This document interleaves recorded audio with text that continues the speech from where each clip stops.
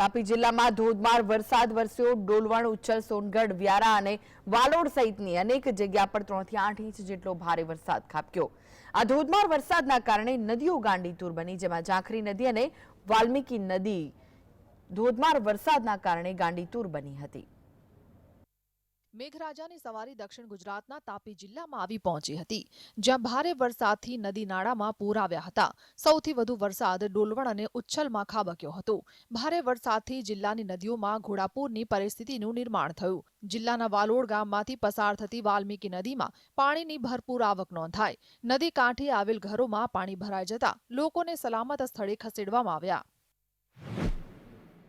તાપી જિલ્લાના ઉપરવાસમાં પડેલા ભારે વરસાદના કારણે નદીઓમાં ઘોડાપૂર જેવી પરિસ્થિતિનું નિર્માણ થયું હતું। સોનગઢ તાલુકાના હીરાવાડી ગામનો રસ્તો ધોવાઈ ગયો હતો। હીરાવાડીથી બરડીપાડા ગામ તરફ જતા એપ્રોચ રોડ તૂટી જતા વાહન વ્યવહાર બંધ કરાયો હતો। તાપી જિલ્લાના ઉપરવાસમાં પડેલા ભારે વરસાદના કારણે નદીઓ ગાંડીતુર બની હતી। વ્યારા તાલુકાના છીંડિયા ગામે ભારે વરસાદના પગલે ઘરોમાં પાણી ઘૂસી ગયા હતા। છીંડિયાથી પસાર થતી ઝાંખરી નદીમાં ઘોડાપૂર આવતા સ્થાનિકોને આર્થિક નુકસાન પહોંચ્યું હતું। વરસાદના પગલે હીરાવાડી નજીક મીંઢોળા નદીમાંથી 2 લોકો ફસાયા હતા, જેમને સ્થાનિક તરવૈયાઓએ લોકોને સુરક્ષિત રીતે બહાર કાઢ્યા। તાપી જિલ્લાના વ્યારા તાલુકાના લખાલી ગામે આવેલ શાળાની કમ્પાઉન્ડમાં દિવાલ ધરાશાયી થઈ હતી। ઝાંખરી નદીના પાણી શાળાઓમાં ભરાઈ જવાના કારણે દિવાલ ધરાશાયી થઈ હતી। જો કે આ બનાવમાં કોઈ જાનહાનિ થઈ નથી। તાપી જિલ્લાના ઉપરવાસમાં ભારે વરસાદના પગલે પૂર્ણા નદી ગાંડીતુર બનતા તેના પાણી મહુવાના મિયાપુર ગામે તમામ ઘરોમાં પ્રવેશ્યા હતા। મહુવાના ઓડજ ગામે પણ પૂરના પાણી ભરાયા હતા।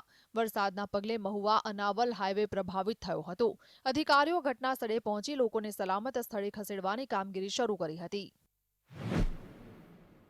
તાપી જિલ્લાના વાલોડ ગામની વાલ્મીકી નદીમાં ઘોડાપૂરના કારણે ગામની પમ્પિંગ સ્ટેશનની દિવાલ ધરાશાયી થઈ હતી। નદી ગાંડીતુર બનતા પાણીના વહેણ સામે દિવાલ ટકી ન શકી।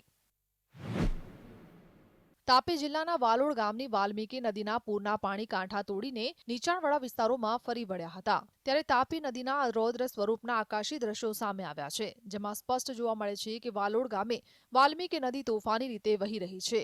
ઘણા સ્થળોએ નદીના પાણી કાંઠા તોડીને આસપાસના વિસ્તારોમાં ફરી વળ્યા હતા। વરસાદ બંધ થયા બાદ જે સ્થળોએ પાણી ભરાયા છે ત્યાં રાહત કામગીરી શરૂ કરવામાં આવી છે। Bureau report, GSTV।